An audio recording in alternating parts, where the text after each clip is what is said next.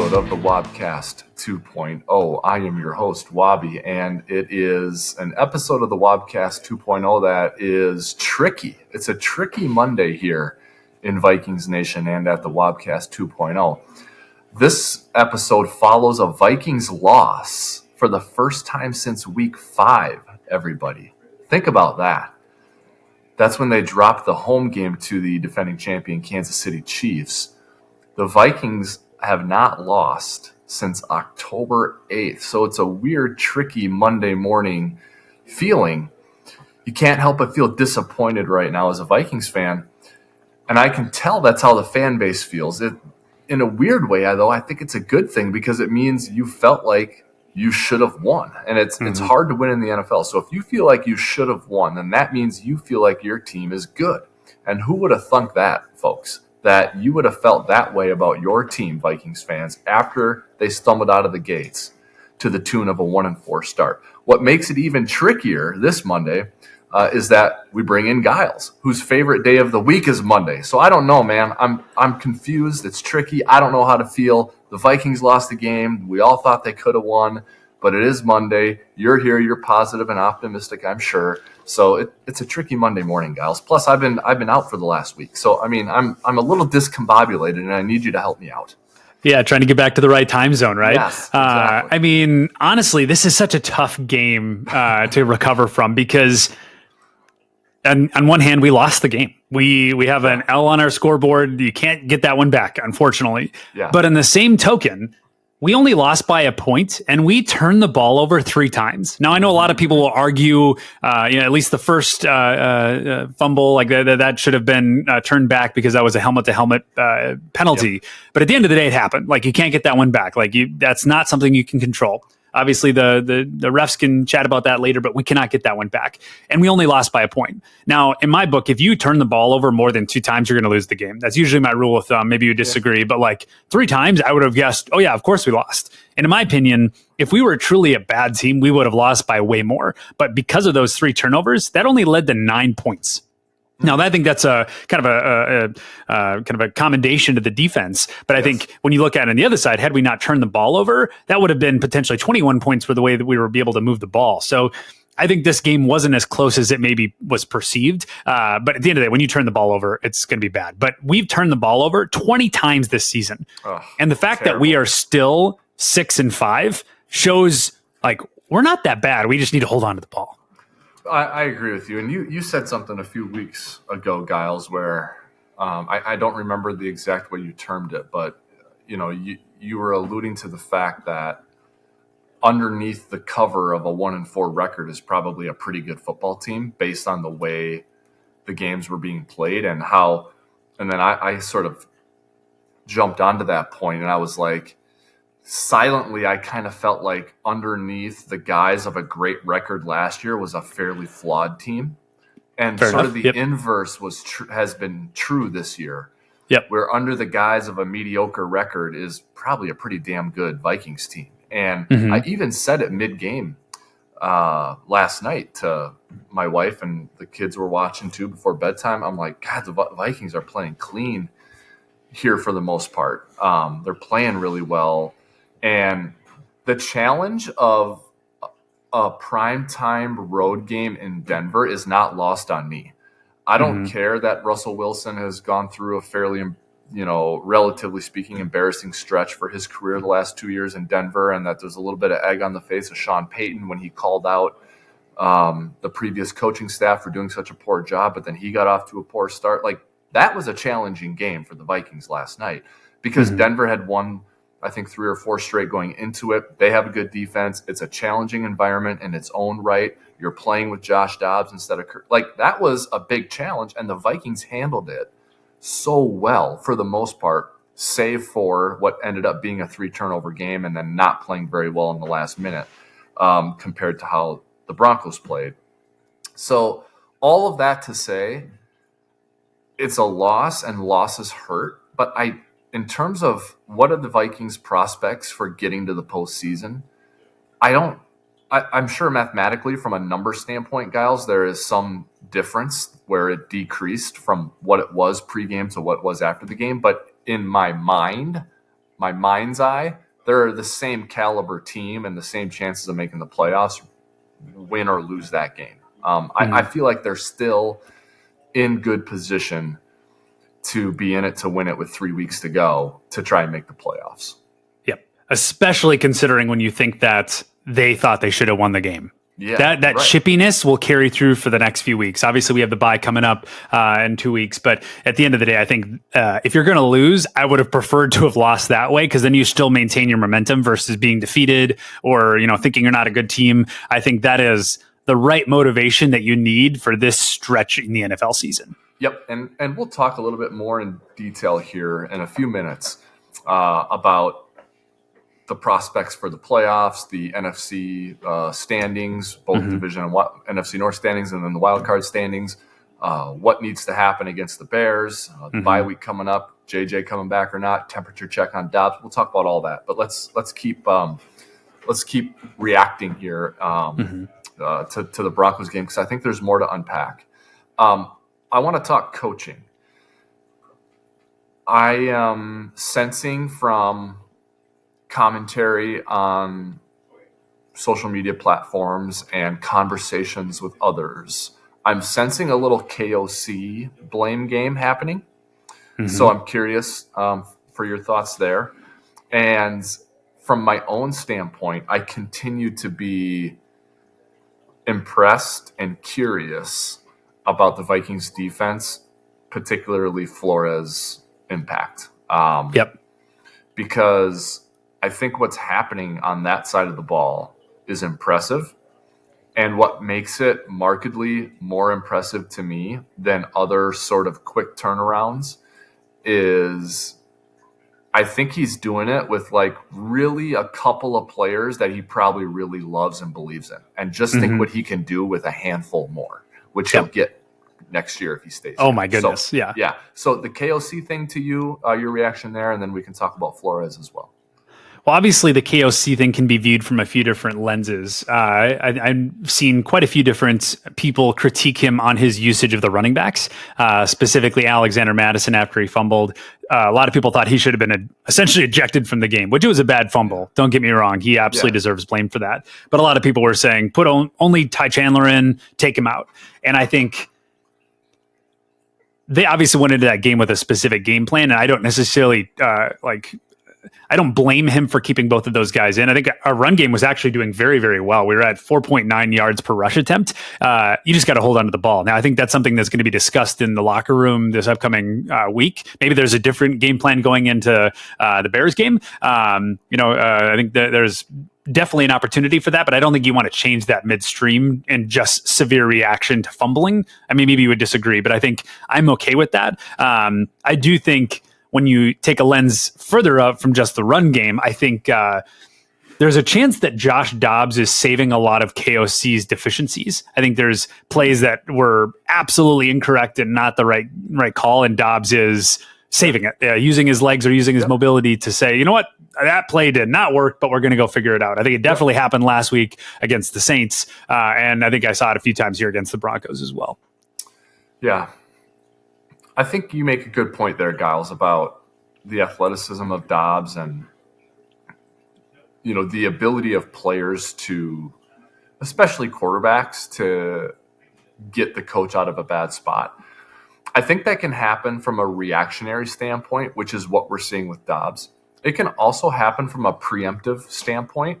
And that's, I think, where a lot of the greatness comes in from the great ones, the Peyton Mannings and Tom Brady's and Drew Breeses of the world, where they get a play call or two calls from the coach in the huddle, and they call it and they get to the line, and they don't necessarily just can a play and go to the alternative play. They might get you in another play altogether or another protection altogether, and their experience, their intuition is allowing them to save the coach from a bad play. And you will hear a coach talk about that every now and then, where he'll say, you know what, Peyton got us out of a bad play there.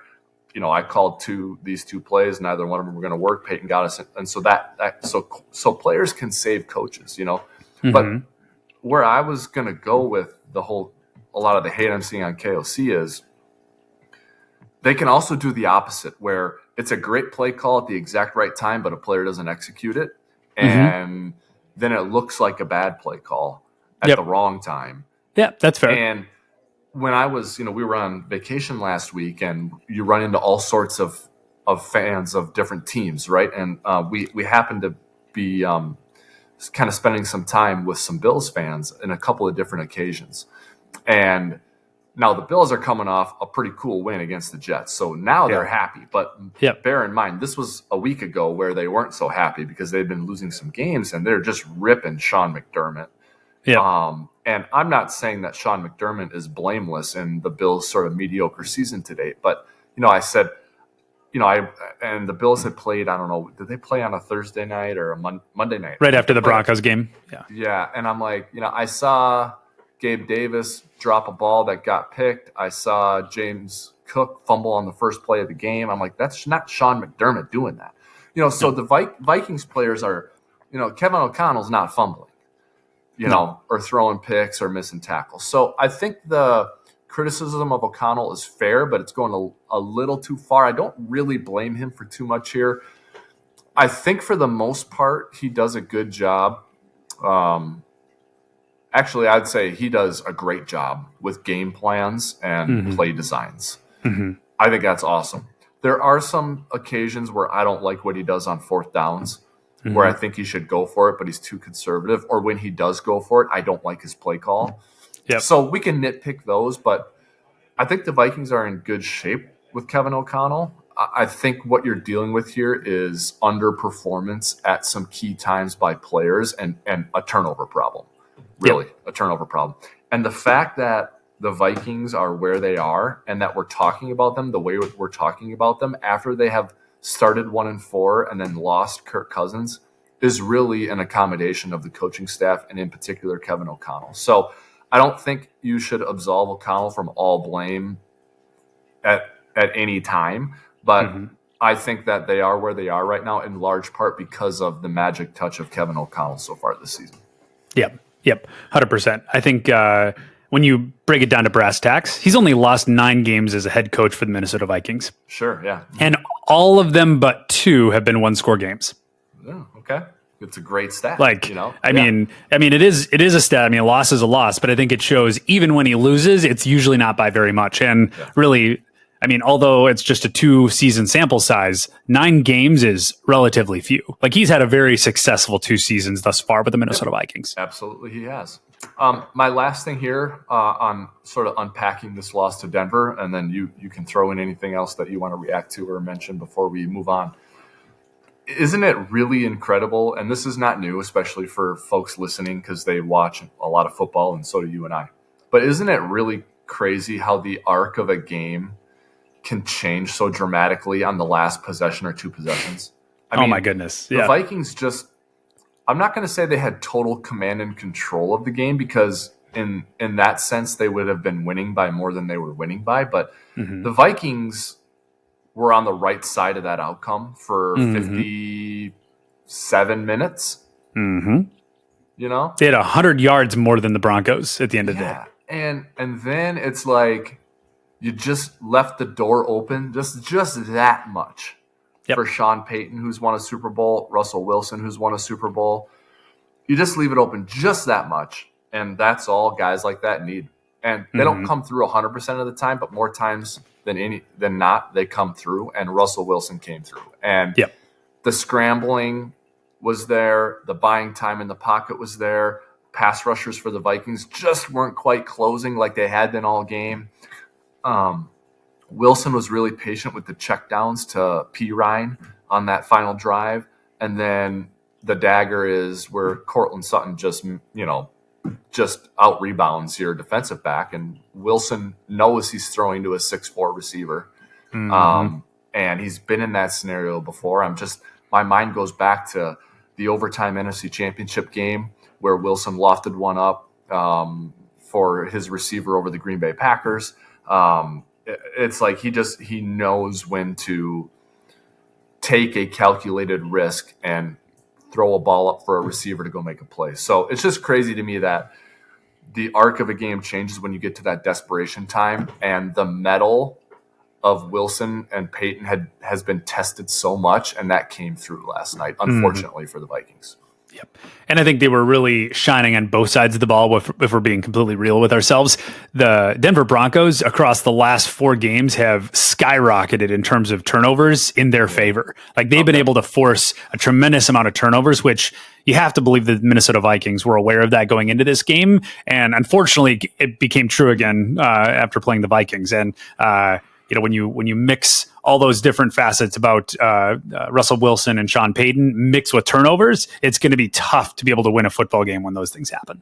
Yep. Anything you wanted to unpack or any notes you had from watching the game that we didn't get to yet? Lastly would be TJ Hawkinson. I'm seeing a lot of negative chatter around him, considering his drop balls, and that cannot be discounted. That is a big issue because those obviously could have won the game, but shoulda, woulda, coulda. I do think he did have a pretty phenomenal game on top of that, though. I think he was very, very good in the run and pass blocking game. Obviously, he dropped some balls, and I think that's what makes airwaves. But outside of that, he's still a premier top tight end. I think sometimes, like, you can have an amazing game, but if you have one missed snap or one bad play, people will just chastise you. I think it's still important to note that we have 2 top 10 tight ends on the Minnesota Vikings. Full stop. Yep, agreed. And Josh Oliver was on display a little more than usual last night. And which takes targets away from TJ. It does. Yep. And we'll see. We're not going to get to the PFF grades here in this episode because they haven't been released yet as we're recording, on a Monday morning after a Sunday night game. But, I think that we've had a positive light on Josh Oliver ever since the Vikings signed him, and we have to make the case for that, Giles, in a couple of different ways because he's not a household name and he doesn't do things that are readily visible when you watch football. You kind of got to take your eye off the ball to notice Josh Oliver, so to speak. Yep. But last night the camera was on him and he made some plays in a way that the layman or the common fan can see. And I think that's good because he's been a valuable addition to the team. And I think he's a part of the solution going forward for the Vikings and seasons to come, a handful of seasons. So I was happy to see him play well. Now, he did have a holding penalty and he might have had some other mistakes in the game, but I thought a lot of fans saw Josh Oliver last night, maybe in a way they hadn't seen him before, and it might open their eyes to how valuable he is to the team. And I know that you're a big fan of him, and you were when the Vikings signed him as well. Yep. And I think, all right. Go ahead. Sorry. No, go ahead. I think it just really speaks to the general offensive nature of our team and how many weapons we truly have. That just 1 or 2 snaps, and I think then we call out that a player is bad, but really we have maybe 5 or 6 premier weapons that I think a lot of other teams would try trading for. I think we are potentially one of the most lethal offenses when it comes to our roster. Like, we have a top 5 O-line. I mean, going into yesterday's game, we had the best pass blocking unit, offensive line in the entire NFL. We have the 2 top 10 tight ends. When Justin Jefferson comes back, he's the best wide receiver in football. I think Jordan Addison is quickly becoming a top 20 receiver. I think he has even higher aspirations than that. Like, we have some pretty premier talent, and I think it's really going to show that with a backup quarterback, we can still have a 1-score game with 3 turnovers aside. Like, we're still a good team. That's a good point. And I know I was going to move on to our next topic here, but before we do that, you reminding me of something else too, Giles, and I can sort of tie this back to the Brian Flores commentary that we had earlier. So, Brandon Powell. I mean, I know it's Jefferson's out, so there's opportunity. There's more opportunity than maybe he would have otherwise gotten, but with that opportunity, I think he's a guy who's sort of showing a little bit of flash. And that's a really good example of the value of a player who just fits your scheme or just knows your offense. So when the Vikings brought Brandon Powell in, like on that day, and I don't even remember what day it was, but if at that time you would have taken a look at the market, there are probably, I would almost guarantee you, there were receivers available with a better track record, with more pass production, who were faster, who were quicker, who were younger, whatever. But Kevin O'Connell knew that Brandon Powell knew the ins and outs and where the bones are buried and just little things. So, you're not going to make Brandon Powell the marquee part of your offense. But he's a role player who really knows what you're trying to do. Mm-hmm. And that's the type of signing I'm talking about, or the type of player I'm talking about, that next year, if Brian Flores is still here, is going to take the defense to another level. It's not signing, I don't know, a big name free agent coming up next year, but it's T. not Higgins. about, who is it? T. Higgins. Oh yeah, he is. But I'm talking about on defense. I'm talking about on defense. Yeah. You know, let's just say T.J. Watt was going to be a free agent, right? It's like, of course, if you sign T.J. Watt, that'd be a big addition for your defense. But I'm saying Flores is going to go out and find a player he had in Miami, or a player he had for a year in Pittsburgh, who just really knows what he's trying to do. And you and I might not really know how good he is, but Flores knows he's perfect for this role. Like, he's going to add players like that, one or two like that.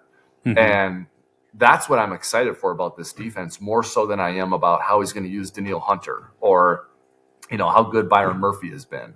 Yep. It's more like the Brandon Powell type signings on defense that I think are going to really be fun to watch next year and during this upcoming offseason. Especially when you could look at the comparison of last year. I mean, we were one of the worst defenses in the NFL, and now, not in every category, but in some categories, we're a top 5 defense. Now, I would say in general, we're maybe fringe top 10, and maybe that's even being a little bit too liberal in that category. But if he can do that with essentially the same units, and even like we lost a few guys in that same way, like you're mentioning, I'm excited to see, like, do we have one of the best defenses in the NFL after one more offseason? Right. When you're thinking about a championship formula, if you can retain some of your guys, I mean, obviously on offense, there's a lot of guys still coming back. If you can be one of the best defenses in the NFL and have a top flying offense, like, that's an incredibly exciting note to look at. Yep, it is for sure. Okay, 2 quick things before we get into the Bears stuff that we want to get into. Temperature check on Dobbs. Where, you know, how you feeling? I think, to sort of set the stage for the discussion, obviously it's a great story. How can you not root for him and love the story, right? And we're starting to see the networks do stories on him too. So we're not just hearing, you know, from local media who are covering the Vikings as well as they do. We're not just seeing him on TV on Sundays, but, like, you know, NFL Network's doing a piece on him. ESPN's doing a piece on him, right? Sunday Night Football did a piece on him. So we're getting to know more about him. They're showing his parents in the stands, and you're learning about his parents, right? So all that is great. And his record previously to his Viking stint was awful. I think he was 1-9 as a starter before coming here, something like that. It was that sounds terrible. right. Yeah. But then he comes here and he just starts winning a bunch of games, and it's a little magic to it, and he's got mobility, and everyone loves to watch that. And so I just want to do a temperature check here. Like, can you see Josh Dobbs leading the Vikings to wins in December to get him into the playoffs, and then being competitive against playoff teams in January? Or is this lightning in a bottle that sort of fades away after a month or 2 months? Where are you on? And you can be on a spectrum there. You don't have to be one end or the other. But on a spectrum, where are you there? Yeah. So going into the Broncos game, I was just having this conversation with someone here internally. I said, this will be Josh Dobbs' biggest test yet, because a lot of people look at the Broncos and they laughed at them, saying they were no good. And I think, across the first stretch of games in the NFL season this year, maybe that was maybe true. But in the last few games, they have become a sneaky, really good team. And when you really try to pinpoint the one thing that the Broncos defense does very well, I mean, in my opinion, it's hands down being able to contain mobile quarterbacks, right? When they played Patrick Mahomes and they played Josh Allen, they were able to contain those mobility, or contain that mobility very, very well. And I expected them to do that against Josh Dobbs, especially for a team that hasn't necessarily quite learned how to use mobility yet. I think we've been able to squeak through and get some wins, and his talent has been able to get us into the W category, but we haven't necessarily learned how to game plan with that. It's been a savior. It hasn't been a part of the game plan, maybe. Sure. So I actually went into that game saying this will be a true test if he can actually slice and dice from the pocket. And I will say I was not as impressed as I think maybe some people were. That's not necessarily also meant to be an indictment. I don't think he was bad, but I think some people are looking at him as a saving grace. And I think his mobility is definitely a thing that can help save us some games. But I think when teams make us one-dimensional and don't allow him to go mobile, I think that's when things are going to start falling apart. So if the Vikings can learn how to game plan for that and learn how to maximize his mobility, I think we'll be just fine. And I think that we have a shot at actually going deep into the playoffs this year. But if the Vikings cannot do that, I think that's where this thing will fall apart. I think this next week will be a really good test. Now, after we've gotten our first loss with him at QB, is there a dumpster fire game lying in wait? If so, then it maybe it's time to have a conversation about Jaren Hall. But I think it's still worth it to give him one more shot, or a couple more weeks to see, can we game plan around this? Because the Broncos maybe have the best unit in the NFL when it comes to playing contain against mobile quarterbacks. So unless we're playing the Broncos in the Super Bowl, I think we're going to be fine, but that's just my gut reaction. Okay. Yeah, I'm fine with all that. I think that I would say the same thing I said about the Viking. This loss, its impact on my brain's projection of the Vikings making the playoffs or not is almost none. Like it almost doesn't affect it. Now, if the Vikings would have won this game, in my mind, they're in the playoffs. Yep. I mean, I think they're in, because 7-4, of course. I think that I would project them to make it, and I would feel pretty comfortable with that. Mm-hmm. Now they lost. I'm not as equally sure that they're going to be out. In fact, I'm about at the same place as I was before the game started. Mm-hmm. That's where I am with Dobbs too, though. I'm in the same place with Dobbs right now as I was 24 hours ago before that game was played. And the reason is he didn't look great or play well, and I'm guessing his PFF grade's bad, and anyone who watched the game is like, yeah, that wasn't great on Dobbs. But that challenge was significant last night. Mm-hmm. And the Broncos are the butt of some jokes, or they're kind of like a team that people don't really have much regard for right now, especially NFC people who are fans of NFC teams. Like, you just don't look at the Broncos. But you and I know that was a challenge last night. It's always a challenge going to Denver, but Denver happens to be playing well, and their defense is good. Mm-hmm. So to me, it's kind of like that's what I expected. Like, if Kirk Cousins would have played like that, I wouldn't have been surprised. That was hard. So to me, it's a more telling challenge. It's the degree of difficulty is smaller this week against the Bears.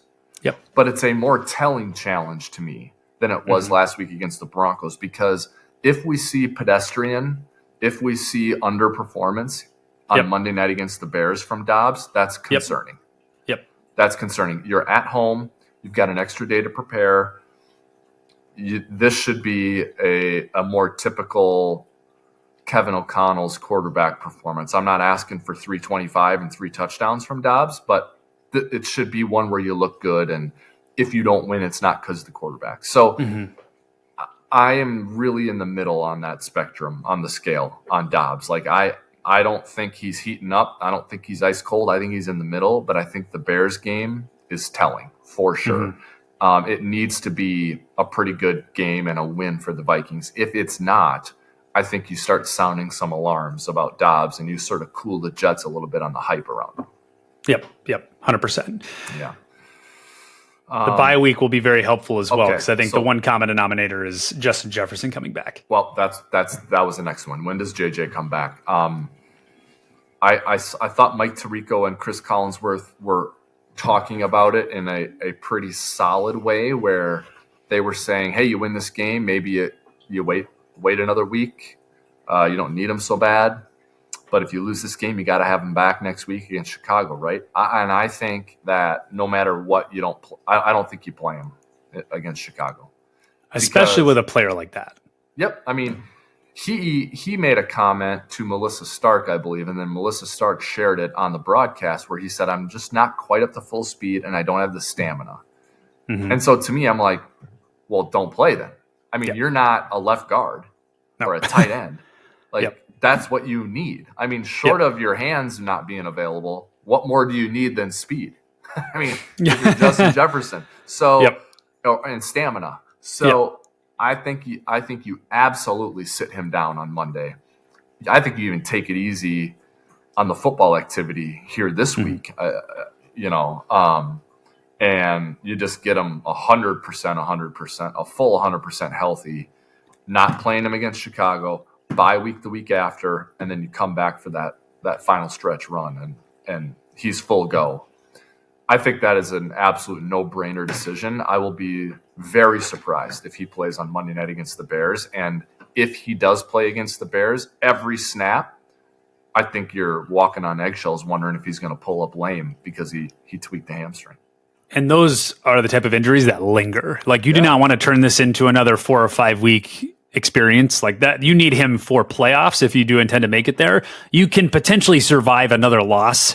If you do put up an L against the Bears, you cannot survive, in my opinion, trying to go deep in the playoffs without him. Like, if you're trying to, yeah, exactly. So when you're looking at the upside and the downside of that decision, I think the downside is too great to want to risk it. Yep.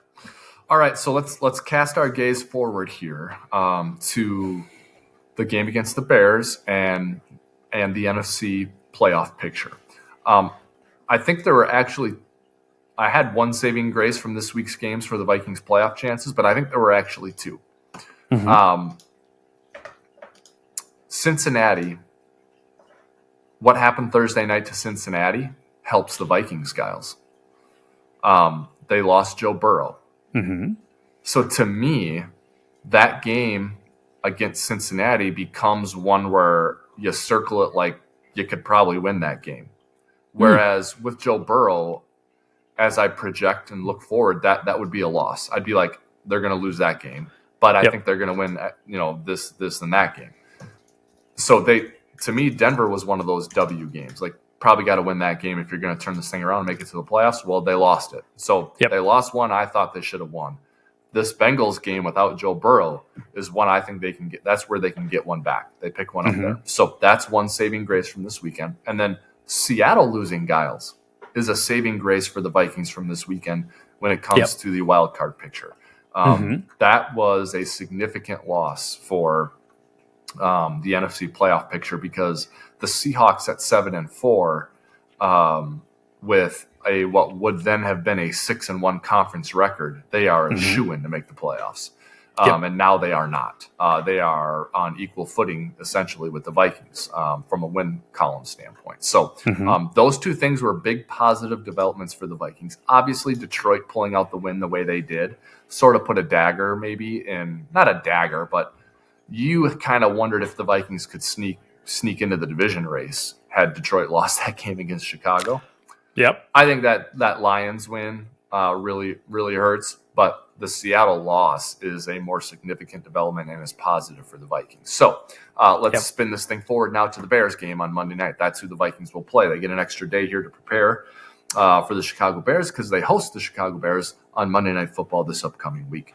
A Bears team that is 3-8, does have Justin Fields back, but is coming off a very ugly, disappointing, terrible loss. The way they lost that game to the Lions is just sort of sums up what it's been like for the Chicago Bears the last couple of years. So the Bears come in wounded and reeling. The Vikings come in kind of disappointed in their loss, but optimistic.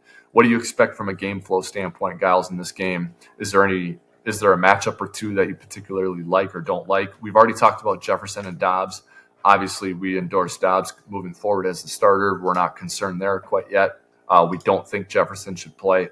So those two talkers aside, when you look at this Bears matchup, what are you looking at?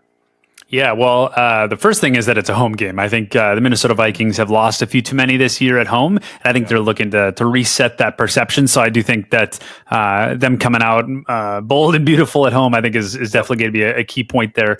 But secondly, like we talked about before, I think the Vikings coming off a should have been win, but a loss. They're going to come in chippy, wanting to make a statement.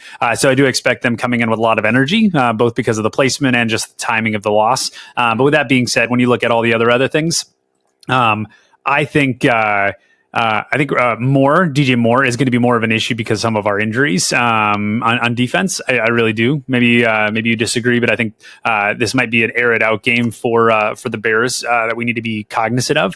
Now, I'm really interested to see how much they blitz Justin Fields because I think a lot of different teams have tried different things on him, and I'm really excited to see what Brian Flores cooks up against him. Okay. If he blitzes way more, or if they try to back off and run a different scheme. Interesting. I'm looking at their depth chart right now. So on the question of the pressuring and blitzing, I would just be who you are. I would Brian Flores, just be who you are, especially at home. Yep. Fields mobility is a thing for sure, but there aren't very many quarterbacks where you say we're not going to worry about him moving around and getting out of the pocket. It's 2023 in the NFL, man. I mean, a lot of quarterbacks you're worried about outside of the pocket. Fields more so than the average, but I think that wanting to contain the quarterback and being mindful of the escape skills is something that you talk about almost every week. So I would come at Fields the way I would come at any quarterback with this defense if I was Brian Flores. That's how I would handle that. You might have to spy him more than you'd spy others, but I mean, Russell Wilson has escapability too. I mean, I'm sure they talked about, hey, we got to be mindful of Wilson escaping and buying time. He's been doing that for 10 years, right? So I would come at it. I'm not overly impressed with the Bears' offensive line. I don't think it's embarrassing, but I don't think it's that good. Yep. And then the last point on their offense, DJ Moore is an issue. And when it comes to offensive skill players, especially wide receivers and running backs, Giles, Julio Jones could play in the slot, so that's not a great example. Trying to think of someone who's just especially great outside, Julian Edelman, especially great in the slot. Okay. Yep. So Julian Edelman as a slot receiver in the NFL is a 10 out of 10. Huge problem, huge issue, hard to guard. In a way, though, I'd rather deal with someone who's a 10 out of 10 skill, like Edelman was in the slot or Randy Moss was on the outside, than someone who's maybe an 8 out of 10, but you never know where the hell they're going to line up. That's fair. Yeah. Okay. You at least know what to predict. Yes. So Deebo Samuel, that's a problem, man, because he's out wide. He's in the slot. He's in the backfield, Easy to get confused. Yeah. So I'd almost rather there was a point in time where Derrick Henry was definitely the best running back in the NFL. Christian McCaffrey was sort of a young up-and-comer, but it's I'd rather play against Derrick Henry because I know they're running between the tackles with him, right? So we might get overpowered and outmanned, but we know what's coming. Christian McCaffrey, you have no idea what they're doing. They might – I mean, he's in the slot. He's in the backfield. They're direct snapping to him. He's out wide. I mean, so DJ Moore is an issue because he's versatile. They do a lot of different things with him, and he's coming off a really good game. So I'm concerned about that, Giles, for sure. I'm defensively, though, looking at the Bears' defense, they made an acquisition at the trade deadline for Montez Sweat. He's a problem. He's a really good player. Yes. So I don't love that. I think their linebackers have been a little disappointing. I remember back to when we did our roster breakdowns, every position. I was really high on the Bears linebackers, but I don't think they've been as great as I thought they were going to be. So I think there's opportunity here for the Vikings offense against this defense, against this Bears defense. So long as Montez Sweat does not ruin the game. They also have Ngakoue. So I think you got to be somewhat mindful of him, and the Vikings are obviously familiar with Ngakoue because he was a Viking for a cup of coffee. So those are a couple of just off the cuff things that I think about. This is absolutely a winnable game for the Vikings, a game they must win. They're going to be favored in the game, and I think that the building will be buzzing. I think the building will be a really fun atmosphere and good environment. So I'm expecting them to win. They should win the game. I'm not saying it's a blowout or handily or anything like that, but a loss here would really bring you back down to earth when it comes to Vikings Nation. You know what I mean? Yep. Well, and considering what they were able to do against the Lions, I don't think that we should just be passing off the Bears as this is an easy win. This will definitely be a formidable challenge on Sunday. And I think, based on my other comments earlier, I do expect this to be a game that's won and lost through the air because when we played them the first time, our run game was pretty abysmal. We did not do very well with either Alexander Madison or Cam Akers for that matter. Cam Akers didn't have a ton of snaps, albeit that. But now obviously Cam Akers is out for the season. So I'm really thinking we're going to struggle against the run here, or struggle running the ball. Yeah. I do think the offensive line will do well in pass protection against these guys. I think that was one of our biggest points of success when we played them last time. So I expect that to continue. But I do expect this to be a T.J. Hawkinson, Jordan Addison day, maybe getting Brandon Paul a little more involved. So I do expect this to be not necessarily a shootout, but I do think this will be an air game for sure. Yeah, I don't disagree with you. Now, the Vikings had success running the ball this past game against Denver. This is true. Yeah. But I think Denver's awful against the run. Yeah. The Bears, one of the worst. Yep, they are one of the worst. The Bears, to your point, are very good against the run. So I'm totally on your side of the ledger here when it comes to game flow. Plus you're at home, right? So when it comes to pass protection, much easier to do it at home than it is on the road. This is definitely, even without Jefferson, a ball is in the air type of game for the offense. And the run game and the use of the run game is a change of pace, and you do it to keep them honest. But the running back utilization here is in the passing game, not in the running game. I wouldn't abandon it, but I would not count on much at all. Yeah. The Bears are going to sit there and say, we're really good against the run. We're not going to let them run. We're going to make Josh Dobbs beat us. If Josh Dobbs beats us, so be it. Kudos to you guys. That's what they're saying, right? I mean, so you got to know that and kind of take what they're going to try and give you or be okay with giving you. And they're going to be okay with giving the Vikings 5 and 7 step drops and seeing if receivers can get open and if Dobbs can be accurate. So I do expect to see that. Yep. The Bears, I think, will be a little more balanced, but I think the Bears' path to victory here is Justin Fields and DJ Moore just being athletes and just being better than people who are trying to guard them. Yep. Not trying to give the Bears no chance here, even though it kind of sounds like it. But the Vikings really impressed me with the 5-game winning streak.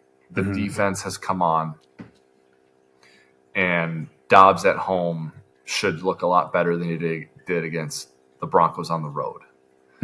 So I really expect a really good looking performance from the Vikings on Monday night. I think if I'm putting a prediction to it, I do expect the Vikings to come out victorious. Yeah. I do think it'll be closer than maybe people think it should be. I'm guessing it's maybe a 24-16 win for the Vikings. But still, I don't think we're just going to completely run over them either, if that makes sense. It does make sense. My prediction is that I have written down, it does look like the Vikings ran them over. It's what I wrote down was 27-13. Okay. But to me, it's like it's 20-13 and then they score late type of Fair thing. enough. You know? Yep. So and then looking at the standings, if you're 7-5 going into the bye, which you would be if you win, you're in pretty good shape. You're in very good shape. A lot of teams would pay to have that record. Yep. The NFC South is a non-factor if the Vikings win on Monday night because they're going to get a division winner in there. Right now it's the Saints. The Saints are 5-5 right now, but the Falcons and Bucks only have 4 wins. So the Vikings get to 7. The NFC South's a non-factor the rest of the way. Yep. The Rams, even with that win against Seattle, they only have 4 wins. The Cardinals have 2. So you're dealing with Seattle, who's got 6 wins just like the Vikings. You're dealing with no one in the South, no one else in the West, and the Commanders only have 4 wins. So, I mean, that's why this loss to Denver didn't really hurt the Vikings' chances in my minds. If anything, it's just opportunity lost, right? Because if you had won that game, I think you'd have it locked up. But I almost think you're almost a shoo-in here if you beat the Bears. So I really expect the Vikings to come out firing and looking good on Monday night. And a loss to the Bears would just bring everything crashing back down to earth. And I still think they're got a shot to make the playoffs. But I think from a morale standpoint, it would just, for the fan base, it'd just be like, oh my gosh, here we go again type thing, you know? Yep, 100%. If the Vikings had gotten into position, Giles, for a field goal last night, a 45-yard field goal, let's say, or a 42 or 43-yard field goal, what would have been your confidence level? In the Vikings actually hitting the field goal, or if we would have gotten the field goal? Yeah. And Greg Joseph. My gut reaction would have been that I was confident. Now, it is outside in the Mile High Stadium, so I think that confidence is maybe misplaced. But I don't know. What do you think? I don't feel great about it. Okay. Make a change? I don't think you can. On the offseason? Yes. In the offseason, yes. And a lot of times when you make if you're in the content creating business and you make a stand like this against someone, it comes back to bite you. And I'd be happy to take one on the chin here. But I don't love it, man. And I was thinking about that while I was watching the Vikings final drive, thinking like, God, if they get in position here, what would you bet on, a make or a miss? I don't think his percentage is very good from beyond 40 yards. It's this not. Season. Yeah. So I was just curious how you would feel about that, because you get into December football, into games that matter, and into the playoffs. I mean, the kicking game, it's going to decide your fate more times than not. So that's very true. Just curious what you thought or how you felt about that, and I don't know if there's much you can do about it. There's a lot of teams that have really poor kicking games, and unfortunately, there's not a clear alternative to up that game. Now, if you, I hate to say it this way, but if you stumble into a good kicking game, you can bask in the glory and hold on to it, but it's hard to really upgrade it. There's a lot of teams that struggle with that. And I also think I maybe struggle with maybe being an internal optimist, because when you're in that position, obviously you need to score to win, right? And instead of trying to analyze, do I think it will or will not happen? My thought was, well, that may be the only route to winning. So let's get into field goal range and let's go. And let's just let the cards fall where they may, because that's the only route to win. And that's just how I look at life a lot, is like, all right, what do we need to do to win? And sometimes you're going to have to rely on a little bit of luck to make this work. And that was my thought, the only way we could win against the Broncos. Yeah. Interesting. All right. Well, when it comes to the schedule for the Vikings, we've talked about it. They have the Bears on Monday night, and then they have the bye after that. From there, though, Giles, you can't help but look at it optimistically for Minnesota, with a game in Vegas and a game in Cincinnati immediately following the bye. So, when you look at stretches of the season and you try and figure out if that's a softer stretch or a tougher stretch, more difficult one. And after the Vikings started 1-4, you knew you had to rip off a bunch of wins to recover from that and sort of offset it. And the Vikings have done that. And worst case scenario of looking at it, they've got it back to equal, but I really think they've done more than that. I think that those 5 wins really got them on the right side of the ledger. And I think this game on Monday night against the Bears is a huge opportunity for them to almost enter shoe-in category. But even after that, they have a bye week, which will allow other teams in the NFC a chance to catch up in the win column with wins. But after that, they have very winnable games against the Raiders and Bengals before they have that gauntlet at the end of Detroit at home, Green Bay at home, and then at Detroit to finish the season. So should be a lot of fun. You and I think, are aligned here on our expectations for Monday night. But anything you wanted to get to here before we wrap it up?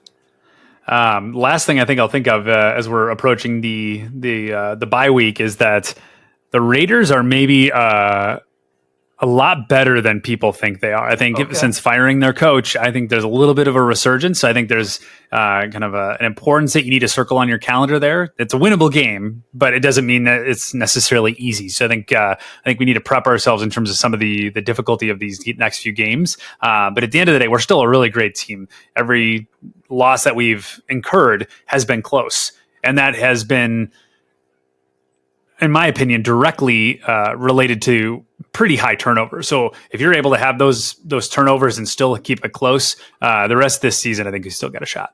All right, awesome. We didn't get to the PFF grades because they haven't been released yet, but we may have a few things to say with those on our social media accounts. So stay tuned to that, right, Giles? We can Yes, sir. We can post those grades once PFF releases them. So that's going to do it, though, for this episode of the Wobcast 2.0. Vikings and Bears on Monday night from US Bank Stadium. So enjoy the rest of the week, everyone, and enjoy that game on Monday night. Make sure you like, follow, subscribe to the Wobcast 2.0 wherever you follow all of your other favorite podcasts and football content. You can do that on Google Play, Apple Podcasts, Spotify, and of course on YouTube. On behalf of Giles, my co-host and partner, this is Wabi signing off for now. But until next time, Skol Vikings.